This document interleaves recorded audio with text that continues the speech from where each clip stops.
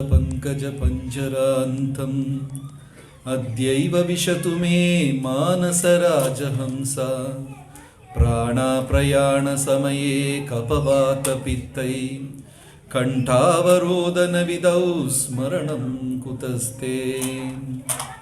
അതായത് പ്രഭുപാദർക്ക് വളരെ ഇഷ്ടപ്പെട്ട ഒരു ശ്ലോകമാണ്. രണ്ടാമത്തെ ലൈൻ, അദ്യൈവ വിശ്വതുമേ മാനസ രാജഹംസ. രാജഹംസം, ഹംസം അരയന്നം. ആരെങ്കിലും അരയന്നത്തിനെ കണ്ടിട്ടുണ്ടോ? സൂയില.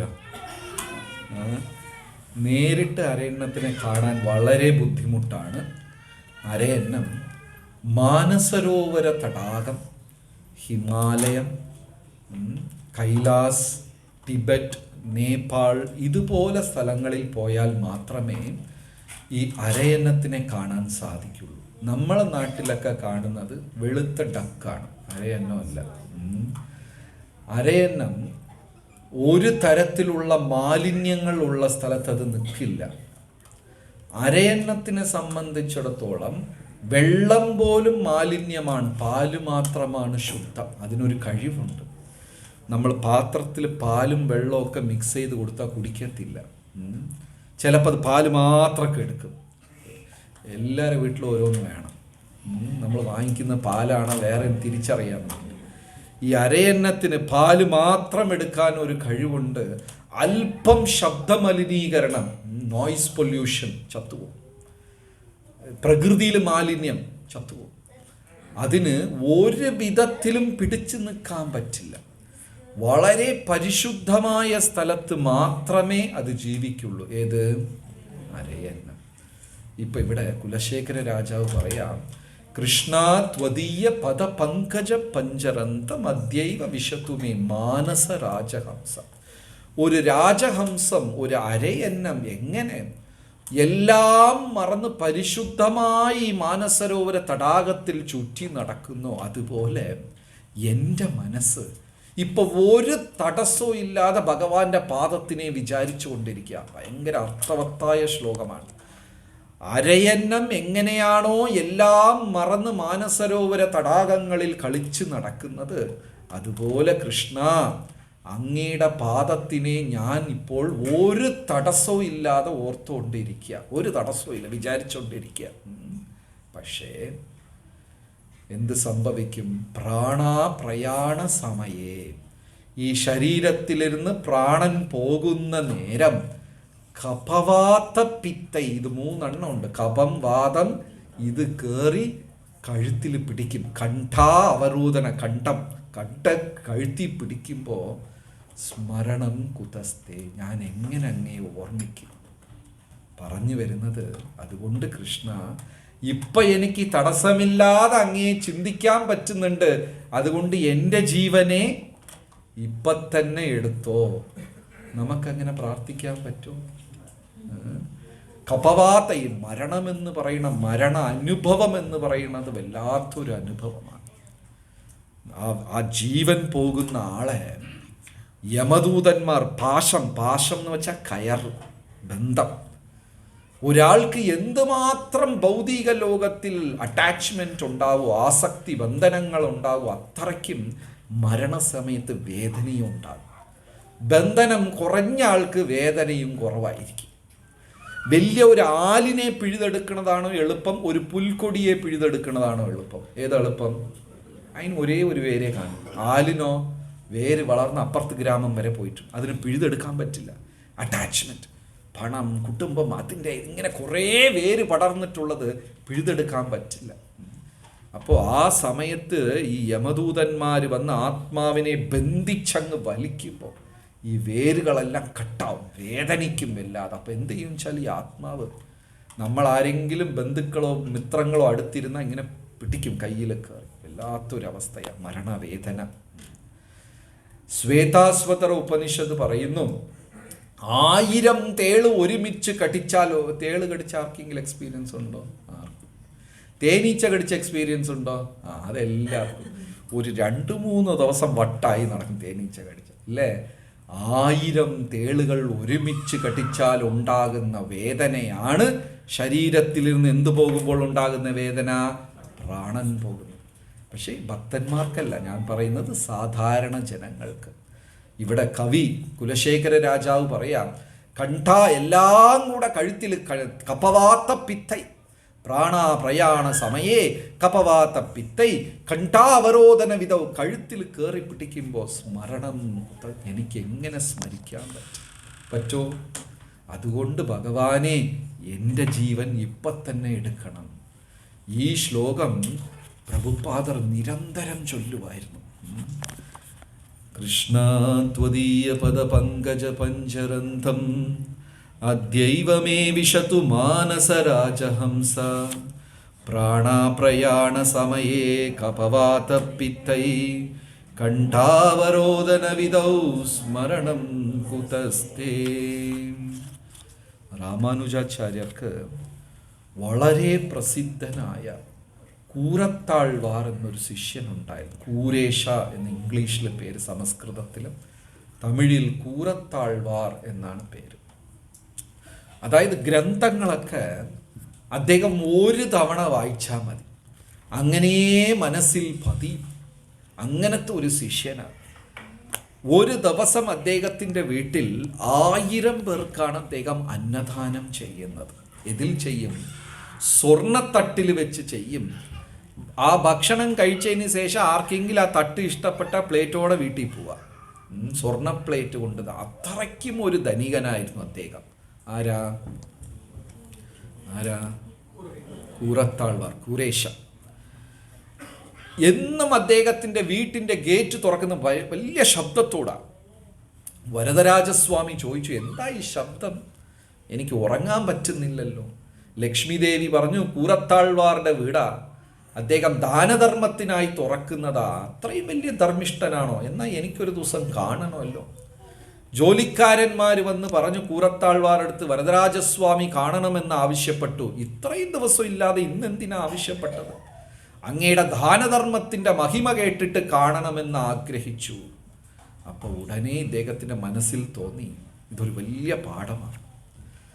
എന്നെ ധർമ്മിഷ്ഠനെന്ന് ഇനി ഒരാൾ തിരിച്ചറിയരുത്, എന്നെ ഭക്തനെന്ന് തിരിച്ചറിയണം. നമ്മളെയൊക്കെ ചിലപ്പോൾ ആ മാതാജി നല്ല പാചകം ചെയ്യും, നല്ല കുക്കാണ്, ഈ പ്രഭു ആ പ്രഭു നല്ല കീർത്തനം ചൊല്ലും, ഇദ്ദേഹം നല്ല പ്രഭാഷണം ചെയ്യും, അദ്ദേഹം നല്ല ഒരു മാനേജർ. ഇങ്ങനെയല്ല നമ്മൾ ഭഗവാന്റെ മുമ്പേ ഭൗതിക കഴിവുകൾ കൊണ്ടല്ല. എന്തുകൊണ്ട് തിരിച്ചറിയണം? നല്ല ഭക്തനാണ്. ഇത് അദ്ദേഹത്തിന് ഇഷ്ടപ്പെട്ടില്ല. കൂരത്താഴ്വാർ എൻ്റെ ദാനധർമ്മ സ്വഭാവം കണ്ട് ഭഗവാൻ തിരിച്ചറിയണമെന്ന് ആഗ്രഹിച്ചു എന്ന് പറഞ്ഞ് അടുത്ത ദിവസം എന്ത് ചെയ്തു? തൻ്റെ വാതിൽ തുറന്നു. നാട്ടുകാരുടെ അടുത്ത് പറഞ്ഞു, ഇന്ന് ഞാൻ ഒന്നും ദാനം ചെയ്യുന്നില്ല. എന്താ ചെയ്യുക? ആർക്ക് വേണമെങ്കിൽ അകത്ത് കയറുക, ഇഷ്ടമുള്ളത് എടുത്തുകൊണ്ട് പോവുക എന്ന് പറഞ്ഞ് ഇദ്ദേഹം രാമാനുജാചാര്യരുടെ ശിഷ്യനായി അങ്ങ് മാറി. വലിയ കഴിവുള്ള ആളാണ്. ഗ്രന്ഥങ്ങളെല്ലാം, കാരണം മനസ്സിനകത്ത് കാമക്രോധാദികൾ ഇല്ലാത്തത് കൊണ്ട് ഒരു തവണ അന്ന് പണ്ട് കാലത്ത് ശിഷ്യന്മാരാ ഗുരുവിൻ്റെ അടുത്ത് ചെന്ന് ശരണം പ്രാപിച്ചാൽ 12 കൊല്ലം ഗുരുവിൻ്റെ ആശ്രമത്തിൽ ജീവിക്കണം. അദ്ദേഹം തരുന്നത് കഴിച്ചോളണം, അവിടെ ഉള്ള അറ്റകുറ്റ പണികളെല്ലാം ചെയ്തോളണം, വീട്ടിൽ പോകാൻ പറ്റില്ല. ഈ 12 കൊല്ലം ഗുരുകുലത്തിൽ ചെന്ന് വസിക്കുമ്പോൾ ആ ഹൃദയത്തിൽ കാമക്രോധാദികൾ വളരാനുള്ള ഒരു ചാൻസും ഇന്നത്തെ ജീവിതത്തിൽ അങ്ങനെയല്ല. നമ്മുടെ കുഞ്ഞുങ്ങൾ 12-13 വയസ്സ് കഴിയുമ്പോൾ തന്നെ ഇതെല്ലാം എന്ത് സംഭവിക്കും? മനസ്സിൽ വന്ന്. കാരണം അവർ ഇടപഴകുന്നത്, അവർ കാണുന്നത്, അവർ ഉപയോഗിക്കുന്ന യന്ത്രങ്ങൾ, ലോകത്ത് ഇതെല്ലാം എന്താ പറയുക, ഭഗവാൻ അർജുനൻ്റെ അടുത്ത് പറയുന്നു, ദ ഡ്രൈവിംഗ് ഫോഴ്സ് ഓഫ് ഈ യുഗത്തിൻ്റെ, ഈ ബ്രഹ്മാണ്ടത്തിൻ്റെ, പ്രപഞ്ചത്തിൻ്റെ ചലിപ്പിക്കുന്ന ശക്തി കാമമാണ് ഈ പ്രപഞ്ചത്തിനെ ചലിപ്പിക്കുന്നത്. 12-13 വയസ്സാവുമ്പോഴേ നമ്മൾ അറിയാതെ ഇതെന്ത് സംഭവിക്കുന്നു? നമ്മുടെ ഹൃദയത്തിൽ വന്ന് കൂടിക്കൊള്ളും. അപ്പം ഗുരുകുലത്തിൽ വസിക്കുമ്പോൾ ഇതിനൊന്നും അവസരമേ ഉണ്ടാവില്ല. അതുകൊണ്ട് ഗ്രന്ഥങ്ങളെല്ലാം ഒരു പ്രാവശ്യം വായിച്ചാൽ ഇതെന്താകും? മനസ്സിൽ പതിയും. നമ്മൾ 1 മണിക്കൂർ വായിച്ചാലും ഒന്നും തലയിൽ കയറില്ല. ശ്ലോകമൊക്കെ ഇന്നലെ വായിച്ചത് ഇന്ന് മറന്നു പോകും. ശരിയാണോ തെറ്റാണോ? നമ്മൾ ഈ ഭൗതിക ലോകത്തിൻ്റെ എല്ലാ അറ്റാക്കിലും പോയി വന്നവരാണ്. ഈ കുലശേഖരാൾവാർ ഒരു തവണ വായിച്ചാൽ മതി. അതുകൊണ്ട് രാമാനുജാചാര്യർ ഇദ്ദേഹത്തിനെ കൂടെ കൊണ്ടുപോയി. എവിടെ കൊണ്ടുപോയത്? എന്തെങ്കിലും ഒരു ശ്ലോകം അറിയണമെങ്കിൽ 12-13 എന്താണ് തലയിൽ തട്ടിയിട്ട് എന്ന് പറയും. ഒരു തവണ ഇദ്ദേഹത്തിനെ കശ്മീരത്ത് കൊണ്ടുപോയി. കാരണം വേദാന്ത സൂത്രത്തിന് ഭാഷ്യം എഴുതണം. മൂലഗ്രന്ഥം കശ്മീരിലാണ് ഉള്ളത്. അവരാണെങ്കിൽ അമ്പലത്തിൽ നിന്ന് പുറത്ത് കൊടുക്കത്തുമില്ല. രാമാനുജാചാര്യർ ചെന്ന് ചോദിച്ചു, ഞാൻ തിരിച്ചു തരാം. അവർ തരാൻ തയ്യാറല്ല. ഇവിടെ വെച്ച് വായിച്ചു. എങ്ങനെ ഇതെല്ലാം വായിച്ചിട്ട് വീട്ടിൽ എടുത്തുകൊണ്ട് പോകാൻ പറ്റും? കൂരത്താൾവാരെ വിളിച്ച് ഒരു തവണ വായിക്കാൻ പറഞ്ഞപ്പോൾ അദ്ദേഹം വായിച്ചു. അത് മുഴുവനും ബൈഹാർട്ടായി. അങ്ങനത്തെ ഒരു മഹാഭക്തനാണ് ആര്? കൂരത്താൾവാർ. ഒരു ശിഷ്യൻ എങ്ങനെ ആയിരിക്കണമെന്ന് അദ്ദേഹം കാണിച്ചു കൊടുത്തു. ആ കാലഘട്ടത്ത് ഏകദേശം 10-ാം നൂറ്റാണ്ടിൽ മധുരയിൽ കൃമികണ്ഠചോളൻ എന്ന ഒരു രാജാവ് ഉണ്ടായിരുന്നു. വിഷ്ണു ഭക്തരെ കണ്ടാൽ വെറുപ്പാണ്. ആരെങ്കിലും കമലഹാസന്റെ വിശ്വരൂപം എന്നൊരു വിഷ്ണു പറഞ്ഞു തീർന്നില്ല, ഫിംഗർ ടിപ്സിലാണ്. ദശാവതാരം എന്നൊരു സിനിമ കണ്ടോ?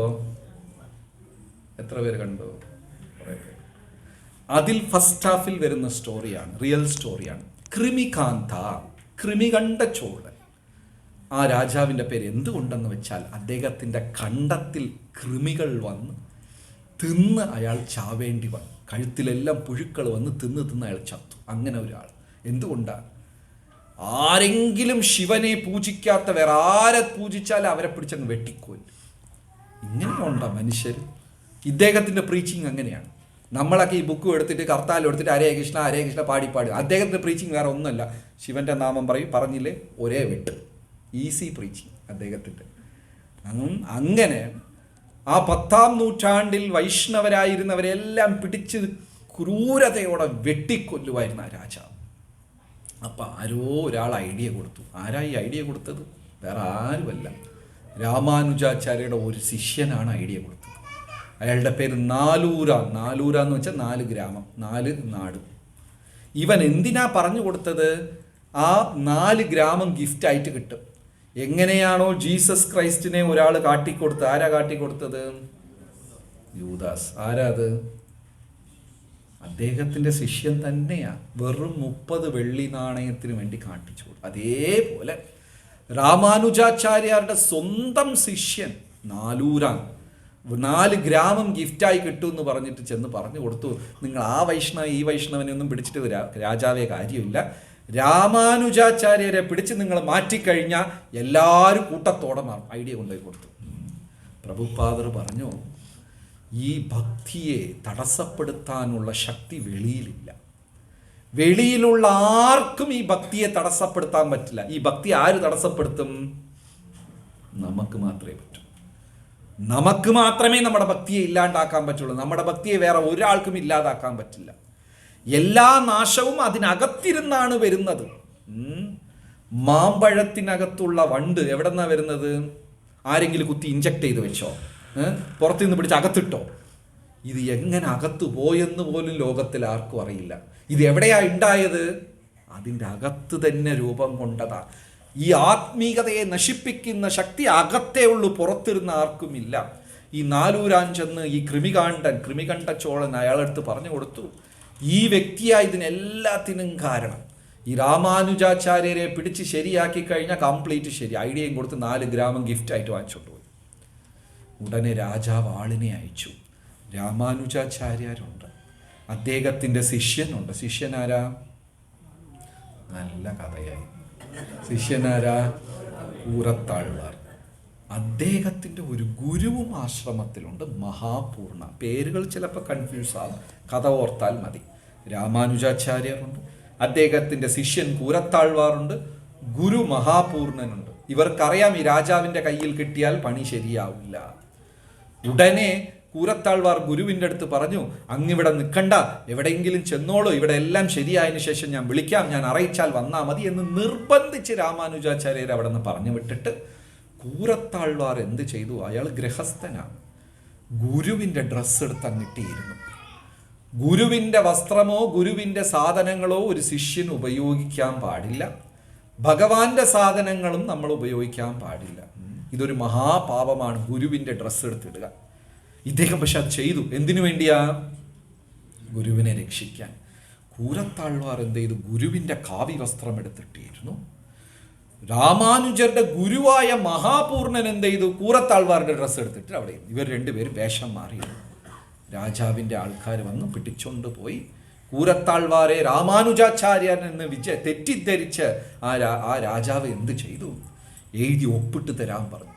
ശിവപരതരം നാണ്യത്, മഹാദേവന് ഉപരിയായിട്ട് ഈ പ്രപഞ്ചത്തിൽ ആരുമില്ല, എഴുതി ഒപ്പിട്ട് തരാൻ പറഞ്ഞു. ഇതിൽ ഇനിയൊരു തമാശ എന്തെന്ന് വെച്ചാൽ, ഈ രാജാവ് കൃമികണ്ഠ ചോളൻ ഇവൻ്റെ മകൾക്ക് പിശാച് പിടിച്ചപ്പോൾ പണ്ട് രാമാനുജാചാര്യർ വന്നാണ് ഗുണമാക്കിയത്. എന്നിട്ടും നന്ദിയില്ലാത്ത രാജാവ്. സ്വന്തം മകൾക്ക് പ്രേതബാധ പിടിച്ചപ്പോൾ ആരാ നന്നാക്കിയത്? രാമാനുജാചാര്യ വന്ന് അനുഗ്രഹിച്ചപ്പോഴാണ്. എന്നിട്ട് പോലും നന്ദിയില്ലാതെ ഈ കൂരത്താഴ്വാരെ രാമാനുജാചാര്യരെന്ന് വിചാരിച്ചിട്ട് എഴുതി ഒപ്പിട്ട് തരാൻ പറഞ്ഞു. ഇദ്ദേഹം ഒപ്പിടാൻ സമ്മതിച്ചില്ല. 2 ഇരുമ്പ് കഷ്ണങ്ങളെ എടുത്ത് അഗ്നിയിൽ പഴുപ്പിച്ച് കൊണ്ടുവന്ന് ഈ 80 വയസ്സായ മഹാപൂർണൻ്റെ കണ്ണിലും കൂരത്താഴ്വാറുടെ കണ്ണിലും വെച്ച് കുത്തി. 1000 വർഷങ്ങൾക്ക് മുമ്പ് നടന്ന സംഭവം 10-ാം നൂറ്റാണ്ടിൽ ശ്രീരംഗത്തിൽ വെച്ച് ഇരുമ്പിനെ പഴുപ്പിച്ച് എന്ത് ചെയ്തു? കൂരത്താഴ്വാറുടെ കണ്ണിലും മഹാപൂർണ 2 പേരുടെ കണ്ണിലും വെച്ച് കത്തി. കണ്ണ് അവിഞ്ഞുപോയി. അപ്പോൾ മകൾ ഓടി വന്ന് പറഞ്ഞു, എൻ്റെ ജീവനെ രക്ഷിച്ചാളെ എന്തിനാ കൊല്ലുന്നത്? അപ്പം രാജാവിന് സങ്കടം തോന്നി. ശരി, കൊല്ലണ്ട, കാട്ടിക്കൊണ്ടേ കളഞ്ഞേക്കാൻ പറഞ്ഞു. 2 അന്ധന്മാർ. ഈ 80 വയസ്സായ മഹാപൂർണന് നിൽക്കാനോ നടക്കാനോ പറ്റുന്നില്ല, വേദന സഹിക്കാൻ പറ്റുന്ന, കണ്ണ് അവിഞ്ഞു പോയി, ശരീരം വെടച്ച് അങ്ങനെ വേദന കൊണ്ട് പൊളയാ കിടന്നു. ഈ കണ്ണ് കാണാത്ത കൂരത്താഴ്വാർ എന്ത് ചെയ്തു? മഹാപൂർണനെ കയ്യിൽ തൂക്കിക്കൊണ്ട് കാട്ടിൽ കൂടെ നടക്കാം. 2 പേർക്ക് കണ്ണ് കാണില്ല. കണ്ണ് കാണാത്ത ഒരാൾ ഇനിയൊരു കണ്ണ് കാണാത്ത ആൾ തൂക്കിയിട്ട് എങ്ങനെ നടക്കാൻ? അവിടെ വീണ് ഇവിടെ വീണ് വഴിയിൽ തന്നെ മഹാപൂർണൻ്റെ പ്രാണനും പോയി, ജീവൻ പോയി. ഈ കൂരത്താഴ്വാർ തിരിച്ചു വന്ന് ഒരു സേവനം ചെയ്യാൻ പറ്റില്ല, കണ്ണ് കണ്ടുകൂടാ. എന്നും വരദരാജസ്വാമിയുടെ മുമ്പേ ഇരുന്ന് പാട്ടുകൾ മാത്രം പാടിക്കൊണ്ടിരിക്കും. 12 കൊല്ലത്തിന് ശേഷം രാമാനുജാചാര്യർ വന്നിട്ട് തൻ്റെ ശിഷ്യനെ തോളോട് ചേർത്ത് ആലിംഗനം ചെയ്ത്, കൂരേശ, എന്തിനാ നീ ഇത്ര വലിയ ത്യാഗം ചെയ്തത്? എനിക്ക് വേണ്ടി കണ്ണുകൾ എന്തിനാ കളഞ്ഞത്? ശരി, നാളെ ഞാൻ പ്രത്യേകം പ്രാർത്ഥിക്കാം. നീ വരദരാജസ്വാമിയുടെ മുമ്പേ പാട്ട് പാടുമ്പോൾ ഭഗവാൻ വന്ന് ചോദിക്കും, നിനക്ക് എന്ത് വരം വേണമെന്ന്. നീ പറയണം, നിന്റെ കണ്ണുകൾ തിരിച്ചു വേണമെന്ന്. കൂരേശൻ സമ്മതിച്ചു. കൂരത്താഴ്വാർ ചെന്ന് അതിസുന്ദരമായി വരദരാജസ്വാമിയുടെ മുമ്പേ കീർത്തനമാലപിച്ചപ്പോൾ ഭഗവാൻ പ്രത്യക്ഷമായി ചോദിച്ചു, കൂരത്താഴ്വാറെ, നിനക്ക് എന്ത് വേണം? ഇദ്ദേഹം കണ്ണ് വേണമെന്ന് ചോദിക്കാൻ പോയ ആൾക്ക് പെട്ടെന്ന് ഒരു മടി തോന്നി. അതൊരു സ്വാർത്ഥതയായി പോവില്ലേ? സ്വന്തം കണ്ണ് വേണം ചോദിക്കും. ഉടനെ ചോദിച്ചു, വരദരാജസ്വാമി, ആ നാലൂരാനെ എല്ലാവരും ശപിച്ചു, അയാൾ നരകത്തിൽ പോകുന്നുള്ളത് ഉറപ്പാണ്. ആ നാലൂരാന് മോക്ഷം കൊടുക്കണമെന്ന് പറഞ്ഞു. ആരായി നാലൂരാൻ? 4 ഗ്രാമത്തിന് വേണ്ടി കാണിച്ചു കൊടുത്തു. അവൻ എന്തായാലും എവിടെ പോകും? നരകത്ത്. അയാൾക്ക് മോക്ഷം കൊടുക്കണം. രാമാനുജാചാര്യർക്ക് ഇത് കേട്ട് ദേഷ്യം വന്നു. നിന്റെ കണ്ണുകൾ ചോദിക്കാൻ പറഞ്ഞപ്പോൾ നീ ആർക്കോ വേണ്ടി പ്രാർത്ഥിച്ച്, നാളെ നീ തീർച്ചയായും ചോദിക്കണം, വീണ്ടും ചെന്ന്. അങ്ങനെ കൂരത്താഴ്വാർക്ക് കണ്ണുകൾ കാഴ്ച തിരിച്ചു കിട്ടി. ഏകദേശം 80-90 വർഷം അദ്ദേഹം അവിടെ ജീവിച്ച് സേവനം ചെയ്തു. ഒരു ഭക്തൻ എങ്ങനെ ആയിരിക്കണം എന്നുള്ള ശ്ലോകം, നല്ല ശ്ലോകമാണിത്. കൃഷ്ണാ ത്വദീയ പദപങ്കജ പഞ്ചരന്തം അദ്യൈവ വിശതു മേ മാനസരാജഹംസ പ്രാണാപ്രയാണ സമയേ കപവാതപിത്തൈ കണ്ഠാവരോധന വിധൗ സ്മരണം കുതസ്തേ. ശരി, അടുത്തത് 37ാമത്തെ ശ്ലോകം. നമ്മൾ അതും കൂടെ ചെയ്ത് ഈ സത്സംഗം ഇവിടെ അവസാനിക്കാം. 37. ഇദം ശരീരം പരിണാമപേശലം പതത്തി അവശ്യം സതസന്ധി ജർജരം കിം ഔഷധം പൃച്ഛസി മൂഢാ ദുർമതേ നിരാമയം കൃഷ്ണരസായണം പിബാ.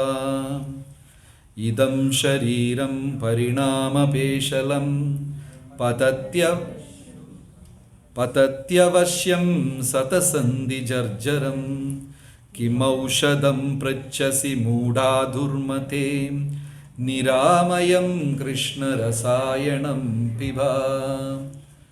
ഇതം ശരീരം പരിണാമപേശലം. ഈ ശരീരം പരിണമിച്ചുകൊണ്ടേയിരിക്കും, മാറിക്കൊണ്ടേയിരിക്കുമല്ലോ അല്ലേ? ചാണക്യൻ പറഞ്ഞു, ധനവും ആരോഗ്യവും നമ്മുടെ ജീവിതത്തിൽ വിരുന്നുകാരാണ്, അതിഥികളാണ്. ധനവും നമ്മുടെ ജീവിതത്തിൽ ഒരു ദിവസം വരും, കൈവിട്ട് ഒരു ദിവസം പോകും. യൗവനവും ഒരു ദിവസം വരും, ഒരു ദിവസം ഇത് രണ്ടും ശാശ്വതമല്ല. ധനവും ശാശ്വതമല്ല, യൗവനവും ശാശ്വതമല്ല. എന്നാൽ ഈ ലോകത്തിൻ്റെ നമ്മളെ എല്ലാവരുടെയും യാത്ര എന്താണ്? എങ്ങനെയെങ്കിലും ധനത്തിനെയും യൗവനത്തിനെയും പിടിച്ചു വെക്കാനുള്ള ശ്രമം. നടക്കുമോ? ഇല്ല. എന്നാൽ നമ്മൾ ഉപേക്ഷിക്കുമോ? അതും ഇല്ല. അറിഞ്ഞുകൊണ്ട് തന്നെ നമ്മളത് ചെയ്യും. നമുക്ക് എല്ലാവർക്കും നല്ലോണം അറിയാം, പണത്തിനെയും കെട്ടിവെക്കാൻ പറ്റില്ല, യൗവനത്തിനെയും കെട്ടിവെക്കാൻ പറ്റില്ല. പക്ഷേ നമ്മുടെ ജീവിതയാത്ര ഇത് രണ്ടിനെയും പിടിച്ചു വെക്കുന്നതാണ്.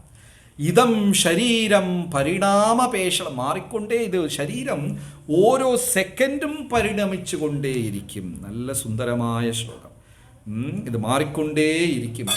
പതത്തി അവശ്യം, നല്ല ശ്ലോകം. ഒരു ദിവസം ഇത് നിലം പതിക്കും, വീഴും. പതത്തി അവശ്യം, മാറേയില്ല, ഒരു ദിവസം ഇത് വീഴും. ഈ ബോഡി ഒരു ദിവസം വീഴും. സതസന്ധി ജർജരം, വീഴുന്ന മുമ്പേ എന്ത് സംഭവിക്കും? ശരീരത്തിൽ 100 സന്ധികളുണ്ട്, ജോയിന്റ്, 100 മുട്ടുകളുണ്ട്. ഇതിൽ ചില മുട്ടിൽ ഒരു വിറയൽ വരും, ജർജർ ഷേക്ക് വരും, മുട്ടുവേദന വരും. അതാണ് സിംറ്റം. അത് കഴിഞ്ഞാൽ എന്ത് സംഭവിക്കും? പതത്തി അവശ്യം, ഇത് താഴെ വീഴും. ഈ ബോഡി ഒരു ദിവസം വീഴും. ആർക്കെങ്കിലും മുട്ടുവേദനയുണ്ടോ? ആർക്കും ഇല്ല. എല്ലാവരും ചിരിയും നഷ്ടപ്പെട്ടു.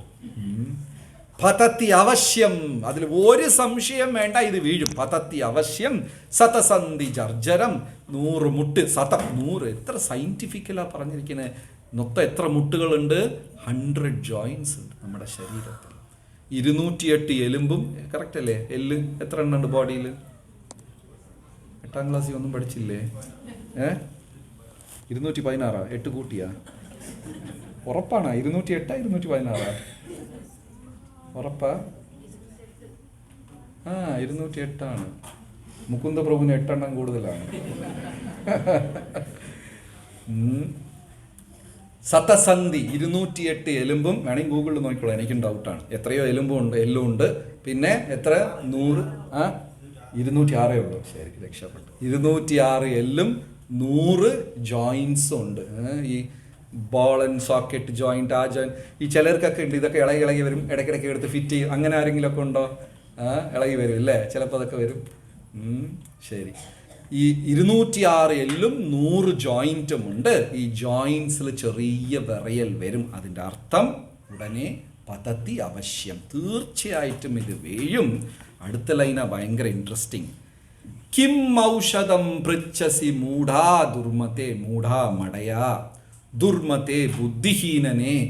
കിം ഔഷധം, മരുന്ന് എന്തിനാ പോയി കഴിക്കണേ? എന്തായാലും വീഴും.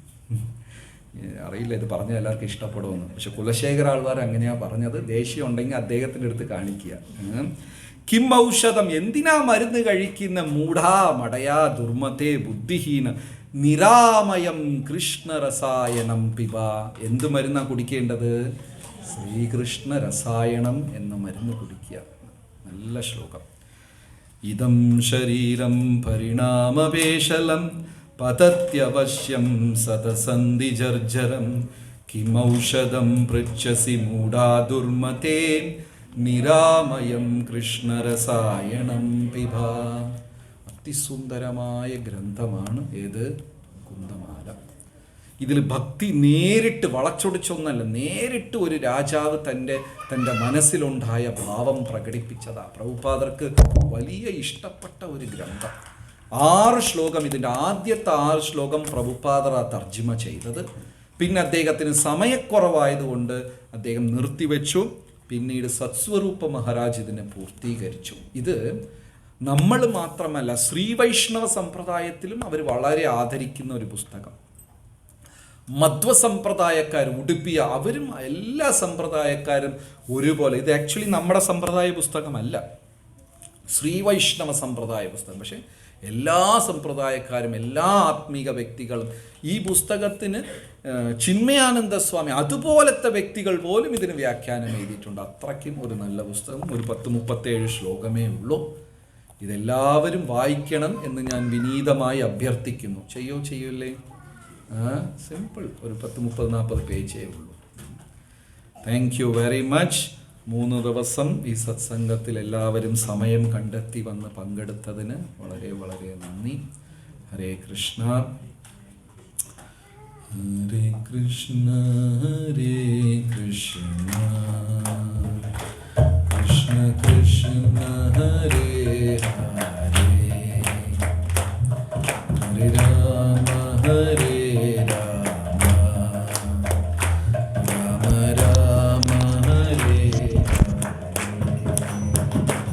ഹരേ കൃഷ്ണ ഹരേ